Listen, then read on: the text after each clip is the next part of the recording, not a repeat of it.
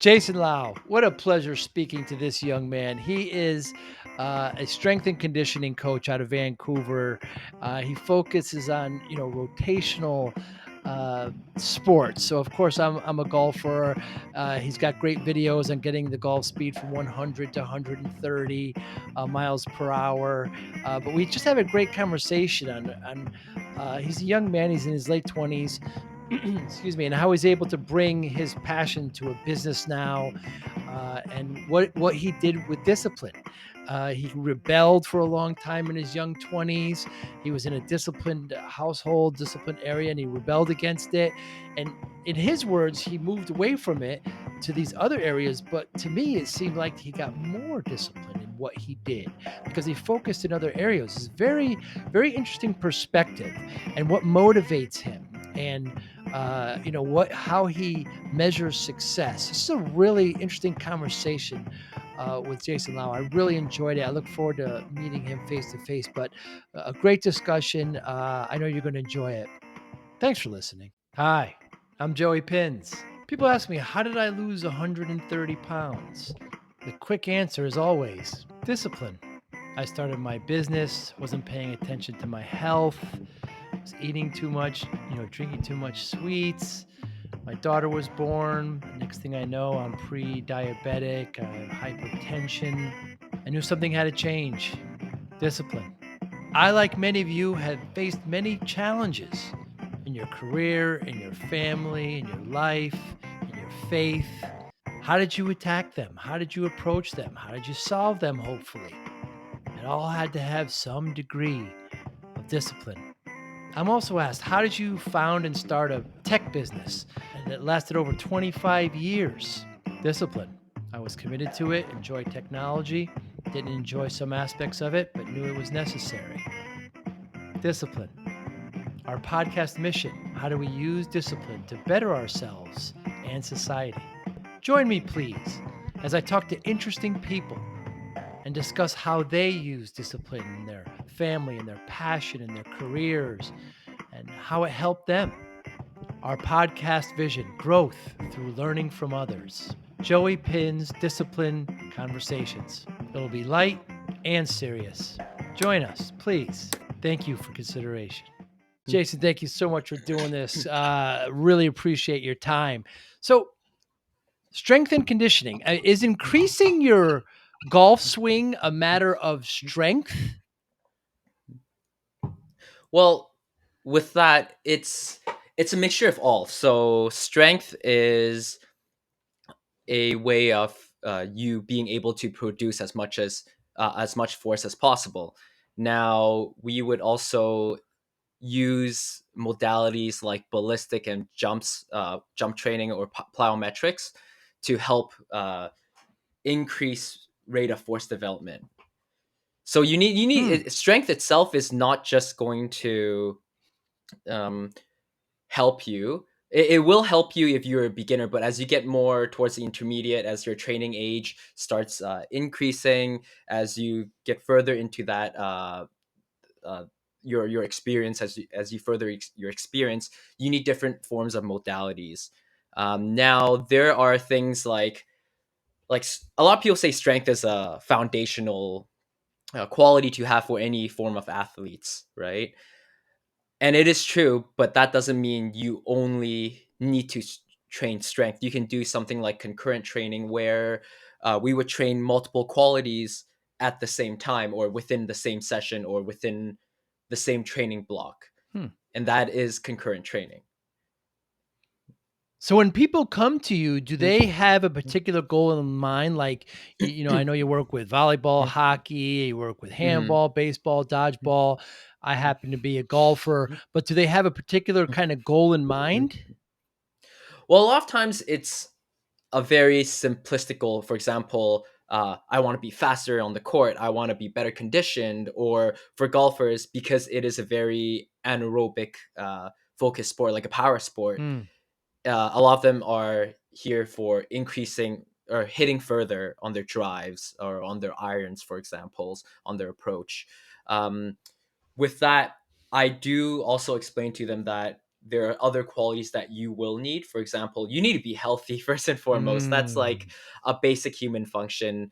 You need to be, what I like to use is robust. You need to have a robust, be a robust athlete. Now, what that does is basically protects you from the downsides and mitigates injury risk. Mm. And that's what strength is for too, right? The stronger we are, the more we are able to handle such forces uh, through, like, for example, a swing, or even the amount or volume of swings we do during practice and on the course. Very interesting. Mhm. I mean, Mhm. let's talk about that too. I mean, I know you're in Canada. I'm in the States, but we have a serious epidemic here of Mm. obesity and overweight. It's so close to Mm. 75% here, and it's a very interesting point that you bring up. It's like to get stronger and to get more flexible. Really, the foundation is just to be healthy. Yeah, for sure. And um, a lot of times I say we have to train like an athlete. Now, what that encompasses is just athletic movements: running, jumping, sprinting, moving things fast. And now that's not only reserved for athletes. Hmm. And I'm pretty sure you already know a lot of people who approach the gym at first is just, bodybuilding. Let's just build muscle, for example. Right. You can do all of that to a certain extent with athletic training. It's not just for younger generation or the athletic population. Through performance tools, we are able to build muscle and lose weight as well. Interesting. So, Mhm. if they're not healthy, your first goal is to get Mhm. them healthy and then get them stronger, or simultaneous?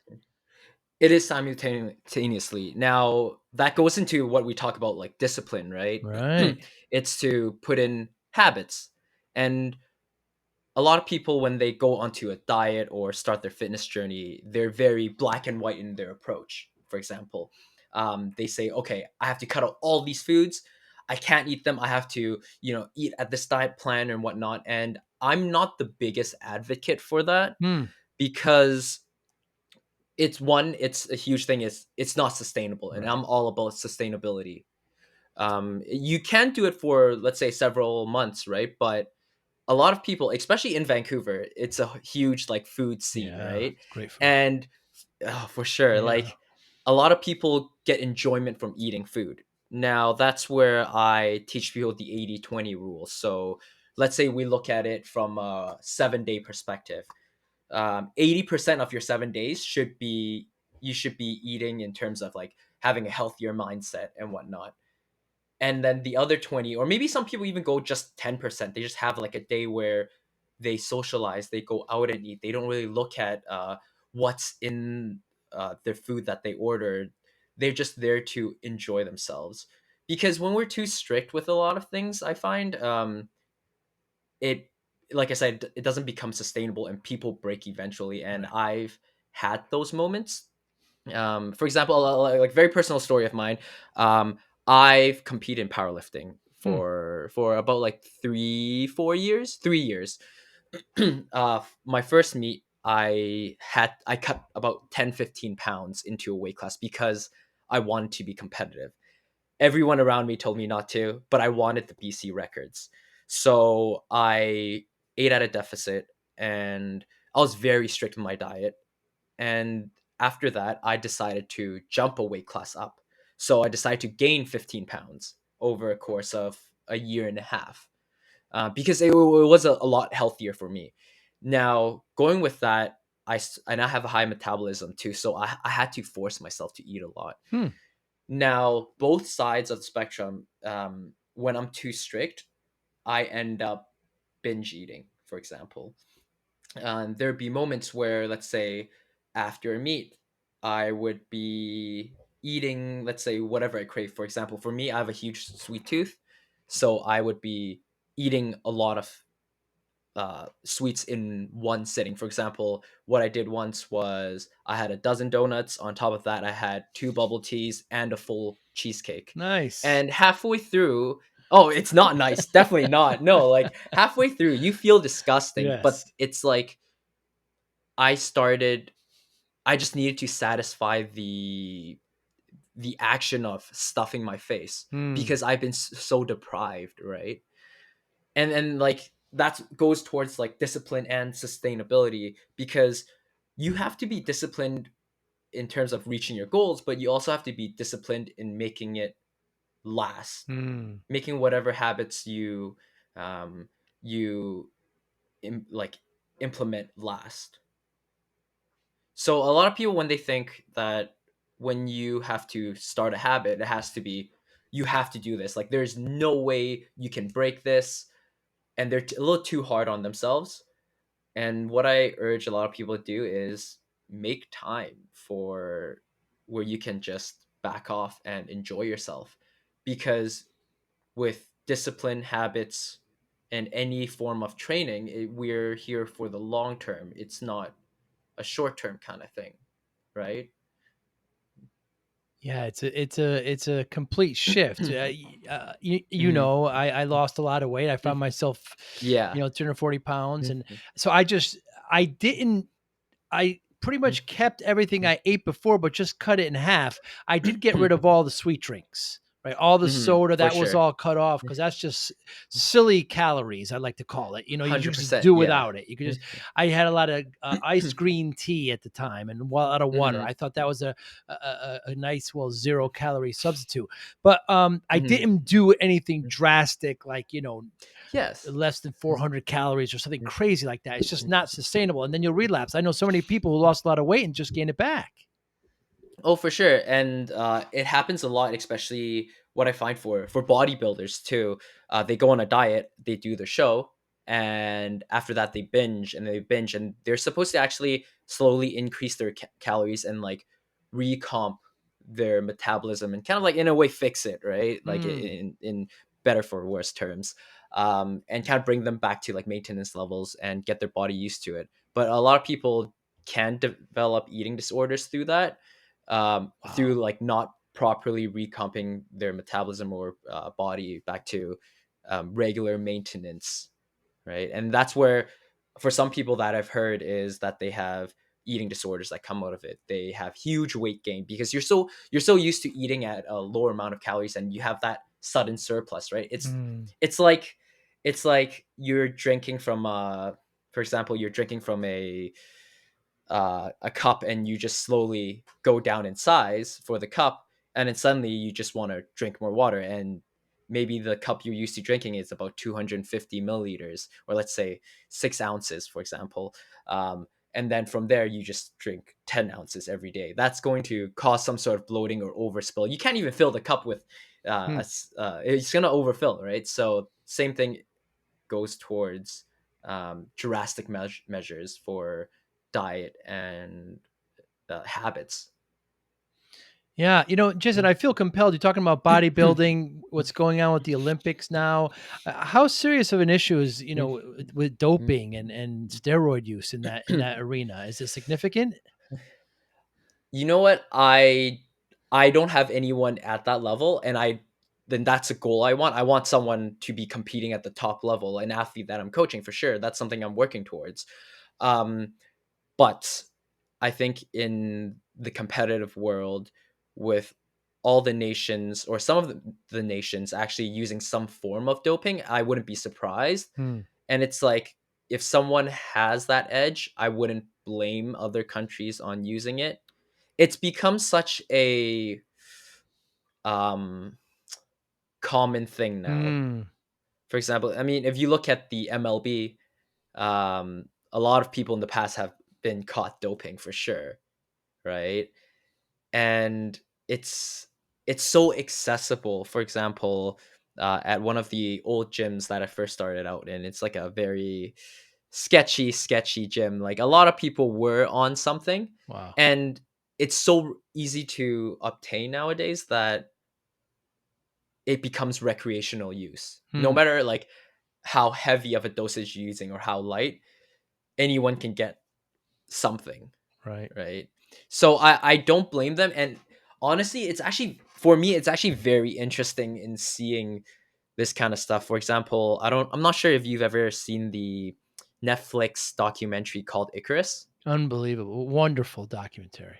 Wonderful. Amazing. Wonderful. Amazing. Yes. And I mean, I get it. Russia's known for it, Sure. but the way they did it Ah, was, and the process was insane. have to watch it, whoever's listening. I mean, he's a bicyclist and he's just doing this himself and ends up meeting the head person at Russia and he defects and he talks Mhm. about stories about putting urine through holes in walls and it's just unbelievable. It was wonderful and sad. For sure. Yeah. Yeah. I mean, it's sad and wonderful and it's super interesting, but at the same time, this is what our world has become, and that's what science has become. Yeah. To be perfectly honest, we're always looking to be better, to be stronger, faster, whatever it is.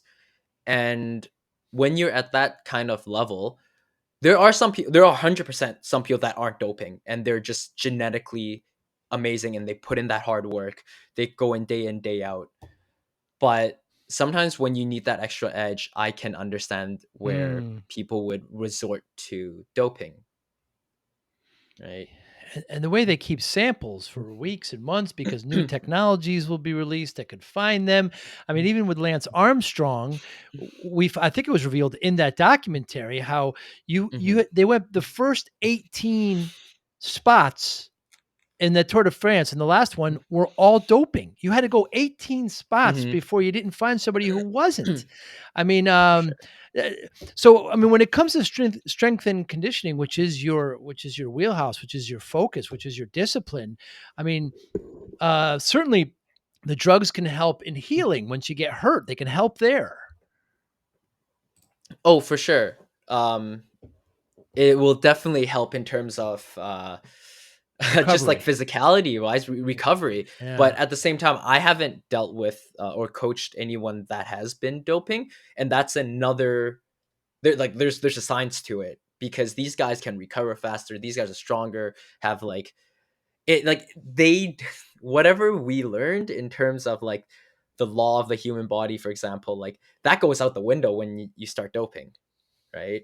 I would honestly like love to work with someone who is like doping on recreational uses personally, just to see what we can do. But in a competition setting, we obviously can't, right? Right. Because like even in like when I was competing, even at local powerlifting meets, there are some people who were caught doping. Yeah, They took urine. it's They were tested. yeah, I was tested before too. Wow. Yeah, And because like how that process goes is especially like at local meets, they will randomly select someone who is competing and then just get them to test it. wow. Wow, incredible. Yeah, I don't know how we got off on this subject, but it's an important one, I guess, with what's going on now. But so, Jason, how can you? I'm at about Mhm. my swing speed on my driver is about 100 now, and I Okay. watch your videos and I see people get to 130. Yeah. How do we do it? Recently one at a 139, so Whoa. which is like insane. How do you do it? Well, I say this in my post a lot.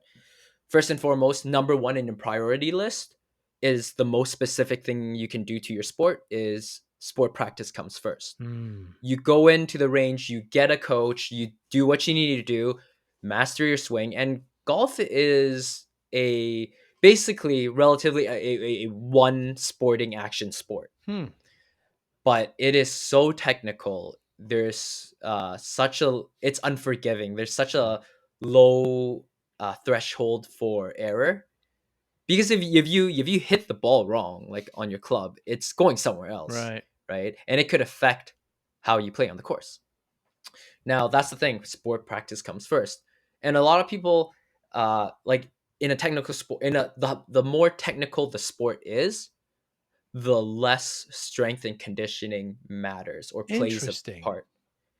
For example, if let's compare uh, golf to a linebacker. There's not much technical stuff needed in being a linebacker, so you need strength. You need to be physically fit. Whereas for some golfers, if your technique is great, your strategy is good, you don't really need strength and conditioning. At the end of the day, in any sport, strength and conditioning is an aid, is a support plays a supportive role. Hmm. And that's what a lot of people need to understand. Um, so that's the first thing on the priority list, which is sport practice comes first, right? I'd say second on the priority list is making sure you're healthy. Hmm. That's in tied with one, right? Like making sure you're healthy, you're eating properly, your body's functioning properly, for example. And then from there, we go to your physicality side, which is improving your engine, improving your raw physicality. And that's where strength and conditioning comes in. That helps improve your engine, so to speak, and how much raw force, how much raw power, how fast you can move, right? And then so approaching it from a strength and conditioning perspective, I adopt a concept which is a bottoms up approach. Now, what that is looking at what is needed right here, right now. And then for a lot of people, depending on their like training experience, if they're new to strength conditioning or new to the weight room, okay, we need to lay a foundation. Don't get me wrong, we'll still do jumps, we'll still do all the fun stuff, but you're within your session, the thing that's emphasized is going to be learning the movements, being efficient with it, as well as building strength. Hmm. Right. So now we're looking at what we need right here, right now. The second thing we'll look at, and this is actually explain all these concepts in the recent article I wrote called Agile Periodization. Now, the second thing we look at is what is available. What equipment do we have? How many people do we have in this session? What can we do to abide to what physical qualities we need for the athlete? And then we look at what we can do or what the outcome we want is. Now, I would merge that with a top down approach where we would look at the overall plan. So, what is the main outcome we want for golfers, which is one, injury mitigation to prevent from repetitive strain injury? Because we're only swinging, let's say I'm right handed, Yeah. I only swing from right to left. There's going to be imbalances and something's going to be overworked, something's going to be strained somewhere down the line. It's not like we're going to try and balance things out and swing with my left hand Right. now from my left side, because that's just a waste of time. Let's be honest. Um, Hmm. so now we look at, okay, so how to prevent injury or how to mitigate injury and increase club head speed, right? And then we go down from there. Okay, how much time do we have? What is the phases of the training block we must look at? And then now we look at what we can do. So when you merge both approaches, now you have a free form plan, which is, or an agile plan, which is the top down approach. And then the protecting from downsides, what is needed right here, right now, from the bottoms up. Very Right. And interesting. then, yeah. And then, so with strength, it's almost like a safety net, like I said before, for mitigating injury. But we also need to look at the studies that sports scientists has come up with, a peer reviewed studies. Now, a study from William Wayland, a amazing golf and I think a mixed martial arts strength and conditioning coach out in the UK. I'm not exactly too sure where, but he's like big inspiration for me. And he has come out a study where they have found a correlation between strong lower extremity, high vertical jumps with increasing club head speed. So that gives us strength and conditioning coaches a bit of a kind of like a clue of how to plan our training around those. Again, it's not like, oh, you have to do this, because everything you do builds towards that, but it gives us a small guideline, for Hmm. example. Yeah. Can you repeat that? What about the swing speed? What are the two factors? So in fact, three Three. factors. So strong lower body or Mhm. strong lower extremity, a high vertical jump, Hmm. and counter movement jump, which is where we stand up tall and we actively pull ourselves down as fast as possible and come up as fast as possible in the jump. Like a standing squat? Almost, yeah. So it's when you're up on the squat and then you actively drop down as fast as you can and reverse that action to jump up as high as you can. So a Interesting. counter movement. Yeah. So all those 3 factors lead to to stronger. You would think there'd be some like twists, some Russian twist or some kind of twisting Oh there. no, 100%. There's now we look at the one of the principles of strength and conditioning, which is a general to specific approach. Hmm. Now, the most general approach, for example, is squat, deadlift, that sort of stuff, like strengthening our lower body, right, through these compounds, lift as much weight as possible. Now, somewhere in between the general and the specific would be your jumps. And if you want to look at the most specific uh, modalities we can use in the weight room, would be something like a medicine ball rotational toss or a throw, something with the rotation where this is what we call ballistics, where you can accelerate without deceleration. So that's where we throw something, right? Hmm. Versus if I were to squat something fast, I have to decelerate at one point at the end of the movement. Yeah, very interesting. So a medicine ball, so I mean to mimic the swing, I'd have to clear my hips, so make sure my hips get open first and then kind of toss the ball. That's Yeah. very interesting.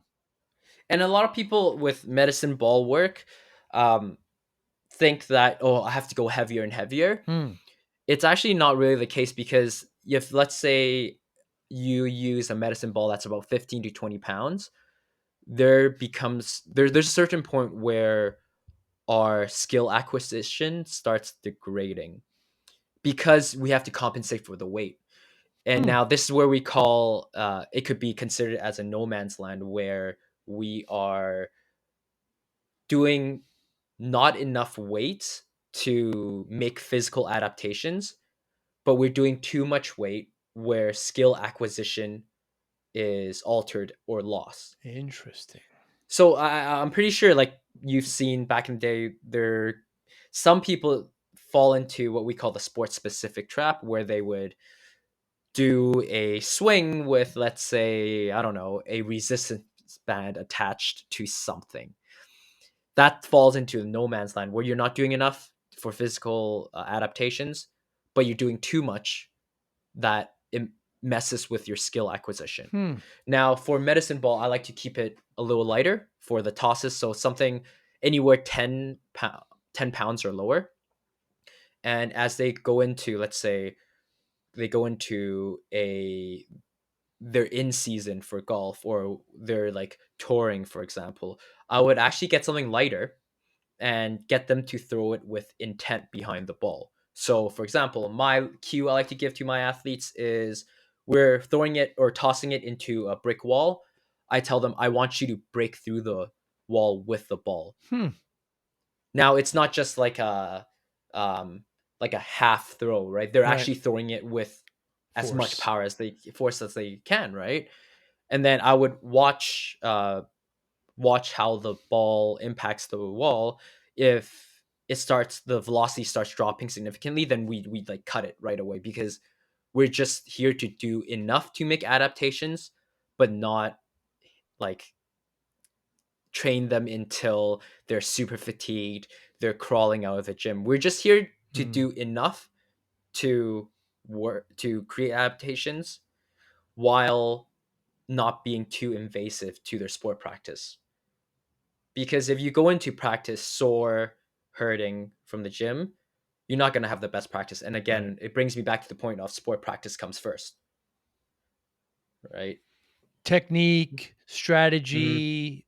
Now, about I don't know, 10 years ago, we were told as golfers to get like a. They Mm-hmm. have like these weighted clubs that are whippy and have a big ball at the end, and so you kind of warm up with a weighted Mm-hmm. club.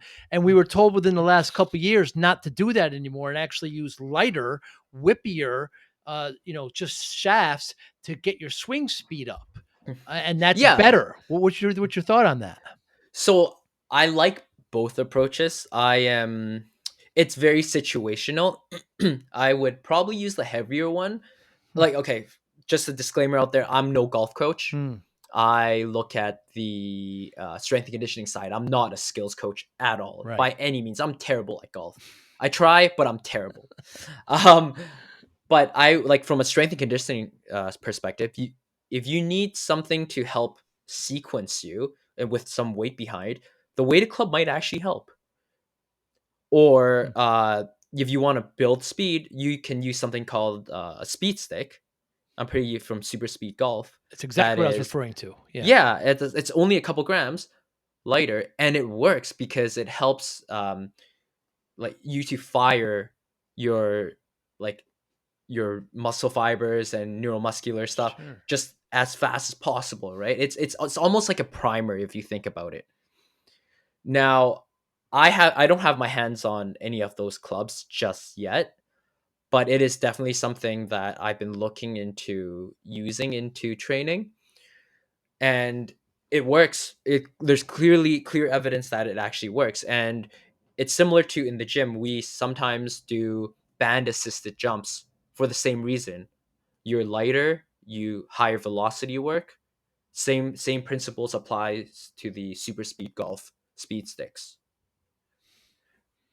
Very interesting. I mean, I find Mhm, again, this is mhm, just me, and we're getting into the weeds a little here, but I love it. mhm, I find that when I get those speed sticks, I end up using my arms too much and not using my hips and my legs enough. But mhm. that's just me. I just have to work on that because Yeah. the swing starts from your. I've got big legs. I played soccer all my life, but Mhm. I just find myself when it's lighter like that, just kind of swinging faster, but not using my torso and my hips and my lowers, which you all mentioned. Yeah, I mean, and in turn, like to stop that, maybe before you use the speed stick, you might pair it with the heavier one Mm, just to sequence it.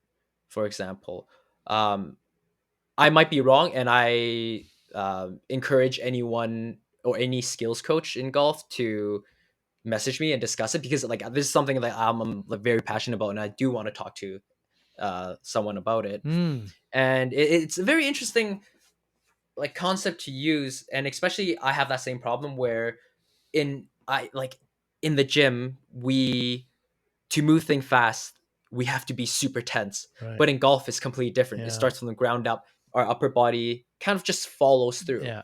right? And I've noticed that's where my best swings come from, right? And for your issue, you might just start with a slightly lighter club. Mm, It might be because it's too light, for example. So that might be like a technical issue or just a neuro issue. hmm. Well, like all sports, most of it's mental, right, Jason? I mean, Oh, 100%. you know, when I have a coach and she's excellent and she straightens me out because I think I'm doing one thing, but then she says, "No, you're doing this." So, Mhm, maybe I mhm, am clearing my legs enough and I don't, realize it. But it you just want to get better. But your focus is mhm. on what you call rotational sports. Yes. What does that mean? Honestly, I'll be honest, it's just a name. It's just a label, I say right? I just focus on rotational heavy sports like throwing, hitting, that tennis. sort of swinging. Tennis, I'm actually looking to work with a couple tennis players in the future. But I've also worked with a little bit badminton, hockey, and that's just what has approached me in the past, and I just decided to run with it. And it's not like, and these are all sports that I have interest in. Mm, For example, I grew up playing sports, but not so rotational heavy. Maybe taekwondo, and that's about it. Like I've primarily focused on uh, martial arts and swimming, actually, but those aren't as rotational. And mm, it's just something that I have interest in, and it's the the sequencing of it is so it seems so simple, but it's actually so complex to actually get. mm. Yeah, boy, I could tell you when those hockey Mhm, players play golf, man, they mhm, keep their head down and hit that ball a mile. And then baseball mhm. players generally kind of keep, Especially, yeah, they keep their kind of mhm, shoulders up a little bit because they're trying to hit it out of the park. But still, yeah. but they've got they've got that swing down, and you can just tell. So my other Mm, sports are tennis and mm, now pickleball, which mm, has become really popular here in mm. the States. What is that? Really, never heard of pickleball. Interesting. No. Mm. It's a it's the size of a badminton court. It's a lower net. The rackets are solid, and you play. You ever see a wiffle ball? I don't know if you ever play with a wiffle ball. Yeah. So it's played with wiffle ball. It's on a court, and the ball isn't. It's got a bounce. So it's in between tennis and badminton, and it's the fastest growing sport in the US, and it was made in Oh, the wow. Northwest. Yeah. Mm, I mhm. guess the people who invented it, their dog was named Pickle and it went and chased the ball. So it's called pickleball now. Yeah. It's like 40 years old, but I No interviewed way. somebody Mm. who's an advocate, and I started playing it. But again, it's rotational. So Yeah, it's actually, you got to throw racquetball in there too, because it's more wrist. 100%. Tennis is Mm. more elbow, right? And Yeah. racquetball and Mm. and pickleball a bit more wrist events. But I would suspect that you'll Mm. start seeing some pickleball people, Jason, coming to you. Yeah, no, 100%. I'm very interested. I'm always interested in like working with new sports. Um, Even though like my specialization is, let's say, uh, golf, right? Mm, And like throwers, but I am always open to working with new people, not like in person or remotely, right? But at the same time, back to the rotational thing, all sports have a rotational component in it. mm, So, like, I might be shooting myself in the my own foot here, but like, it's just a label right. that I put, and it shouldn't be thought as too much because like, if you look into detail of like running and whatnot, there is some form of rotation in there Mm. as well. Yeah, there certainly is. Mm. And you mentioned Taekwondo, certainly in martial arts, which is something Mm. I never did, but 100%. it's so the way martial arts teaches discipline. Mhm. It's remarkable, and I work with so many people in the business world that and you could tell when they have a background in martial arts. They're just different. It's almost like they were Mhm. in the military. It's just very focused. Yeah, and like aside from martial arts, I also was in Sea Cadets for a couple Ah, years. Um, I'm I'll be the first one to say it. I'm not the most disciplined person. I'm working on that. There, when you grow up in such a strict and disciplined environment as a kid, you either continue that into your adult life or you rebel against it, which I did. hmm, And I think a lot of my early 20s was a rebellious kind of thing. Up until I'm 28 now, so up until 23, um, it is like I have started implementing, let's say, daily non-negotiables. What you have to do. This is something you have to do. There's something a habit you have to form, and if you don't like what you're doing, then you slowly wean off that habit, right? And a lot of self-help books help with that, hmm. and not all of them are useful, perfectly honest, but I'll still read them and have any form of like take some notes from it, right? Because you can learn from anything, any experience. It's very interesting, Mm. Jason, the way you approach this. So you said that you were in a disciplined household, but you rebelled against it in your early 20s. And now this is when you went into the military. This is when you're doing martial arts. I mean, all those require discipline. Yeah, but I left that eventually and to pursue other things. And when you're out of that environment and you gain some freedom is where I start slacking off. Huh. Or I started to, right? Because discipline was not on my mind at that time. Now that I'm so this what I'm doing now is the process of a passion project becoming a career. Huh. And now where you're independent, now where you're working for yourself, you're self-employed, that's a huge that's jumping into the deep end of Yes, it discipline is. Yes. because now whatever and I love this and that's the thing why I pursued it because at the end of the day I have no one else to blame but myself and taking ownership is part of discipline Yeah.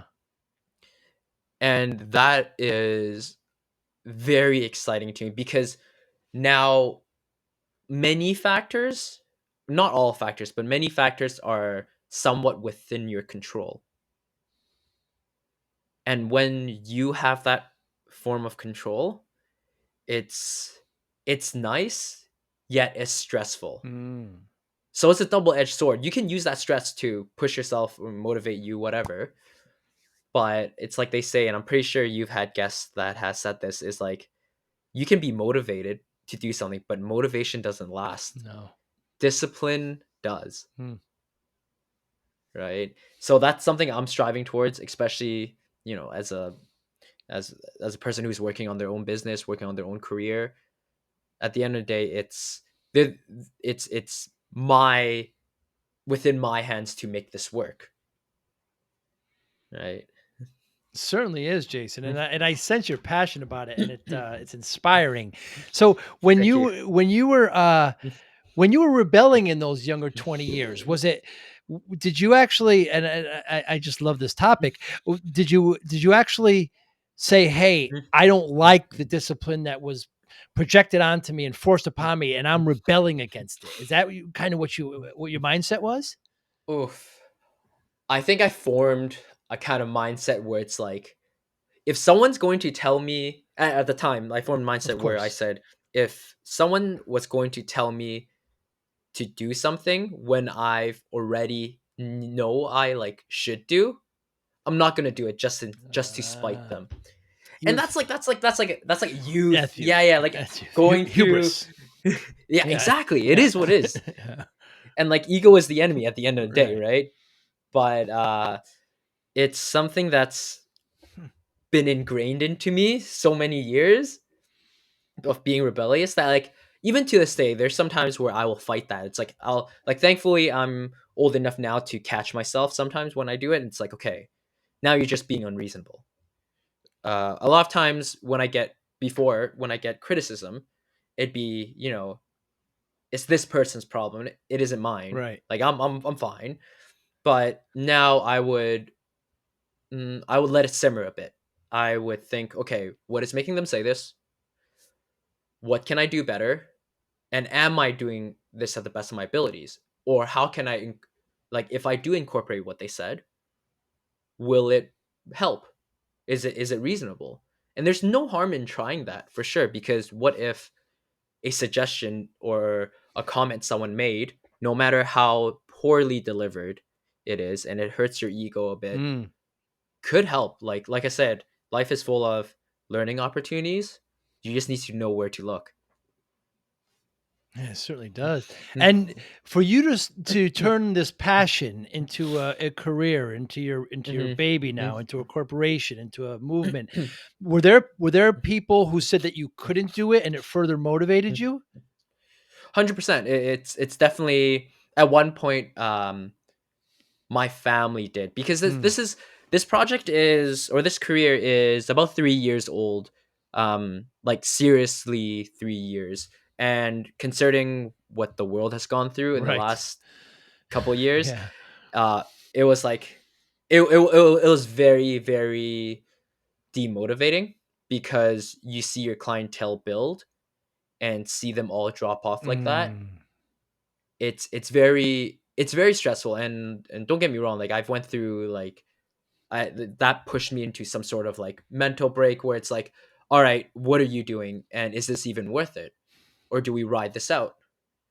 And right now, and it's a little harder now with BC. We have some restrictions still, versus in America, it's in the States, it's a lot more open, and people are kind of back to normal. We're just getting there, so people are becoming more comfortable with coming out and whatnot. um and it's hard, like with this passion project. And with my parents, at one time they have like considered, it's like, hey, you sure you want to do this? This is like very like a shot in the dark. But I realized one thing, it's like I need to have freedom of control. Don't get me wrong, it doesn't mean I'm unemployable and can't work for someone, Mm. but I need that freedom, right? And that's what I when I realized, like, hey, I need to make this happen, because obviously I'm not going to listen to anyone if they start micromanaging. And yeah, I would like to say I'm a pretty creative person, so like I like that creative freedom in doing what I want when I want. And if it means longer hour work days, like for example, working from 8 a.m. to 6 p.m. or 8 p.m., you know, I'll take it over having someone hound me behind my shoulder. Absolutely. I know you mentioned, Mhm. in some of your podcasts you were working in the airline industry and interior design and things Yeah. like that. You hate Mm, hours but when mhm, it's your mm, own, when it's your own business, mm, when I started my business when I was mhm, mm, right out of college, it mm, was, it was long hours and, 100%. the next thing you know, I was 340 pounds, Jason. So you're not gonna fall into that Yeah. trap though. You're not I could tell I'm already. I'm hoping, like, if anything, I do the opposite of stress eating. When I'm stressed, I don't Mm. eat, so Mm. that has been an issue. So Interesting. I'm on the other side of the spectrum than what you have experienced, Interesting. for sure. What motivates you, Jason? Mm. Oof, that's a big question. When I was young, I thought it was money, but since 8 years ago, I realized it wasn't. It's as long as I'm financially stable, I have a home base, I'm happy, and Mm. I have a loving family, my parents, my sister, uh, like my friends, everyone around me that I keep close. That's all I need. But what motivates me is probably passion and like the the the ability to have freedom. Mm. Like at the end of the day, my goal is to work on something I am passionate about and actually care for deeply. Travel the world when things open up back again, Sure. um, and be financially free. Right. And I think that's being financially free is a huge one up there because for a lot of people in the world, they aren't. They're just scraping by, Right. and they always have to check monthly. Oh, what are they doing? How much are they spending? How are we going to budget even more to save more? And especially living in Vancouver, it's a little harder with housing prices, Hmm. inflation, everything. It's a lot of people my age and my generation and younger won't be living in Vancouver or Right. any nearing city. They'll have to move 40 minutes out from the city, and that's a huge stressor on future generations. And being financially free, and like I have a friend, his name is Nelson O H. He just did a TEDx talk here about financial literacy, and like I guess he's very inspiring for sure from my eyes because financial literacy is a non-negotiable, like he said, and being financially free takes a lot of stress out from everyone in the world, right? It certainly does. So financials and financially free and working on what I love, Mm. what I like, when I want is my main motivators. So how do you So measure Sorry, go you ahead. could say freedom. So you could Freedom. say freedom Yeah. is my main motivator. Yeah, financial independence and freedom. I mean, that Mhm. I would think that that's high on on a lot of people's priorities. And so how do you measure success, Jason? How do I measure success? Um, as a strength and conditioning coach, All the it's above. definitely results. Right. Uh, from a career perspective, it is definitely the results you get, how healthy your athletes are, and how your retention for sure Mm. of your clients. In terms of personal life, it's it's subjective. It is for me. This might sound cheesy, but it's happiness. Hmm. Just like, are you happy where you are, who you are, and where you are? If you are, then congratulations. Like in my book, you found happiness. Are you working towards your goal? Are you enjoying the process? Yes, that's success. Well said, Jason. Well said. All too often, when I ask people about success, happiness doesn't come up right away. But with happiness comes so many things. Generally, you're healthy. Generally, you have healthy relationships with siblings, parents, relatives, lovers, etc., children, and having that as a marker, I think really kind of falls all through everything you do in your life. Oh, for sure. And that sets you up and puts you in a really good place Mm, to achieve, for example, career goals or whatever. Because when you're not happy, I find that it weighs down on a lot of your tasks and whatnot. depression falls in, mental illness falls in, and then yeah, so many things fall in after that. It's horrible, Oh, but for sure. Jason Lau, what a pleasant time with you today. Thank you so much for your time. I really appreciate it. Tell us how we can get in touch with you. Your website. You've got a great Instagram with great videos on there. Your Facebook. Well, everything is performance purpose on Facebook, Instagram, and for my website, it's performancepurpose.ca. I mainly operate from Instagram. I should be probably posting uh, more on Facebook. I don't really use YouTube, but Instagram's my main one. I will also be doing a lot of golf videos in the future with Big Iron Golf on YouTube. Hmm. So I'll be in partnered with him. His name's Joe. So subscribe to it. Subscribe or follow me on Instagram, like my Facebook page, and subscribe to my newsletter on performancepurpose.ca. And I'll be putting a lot of stuff in the future now that I am fully operating by myself independently. And yeah, like connect with me. Honestly, I always like to I'm online a lot, so message me with any questions if you want to joke around even. I'm always open to everything. Or even if you want to do some form of collaboration for sure.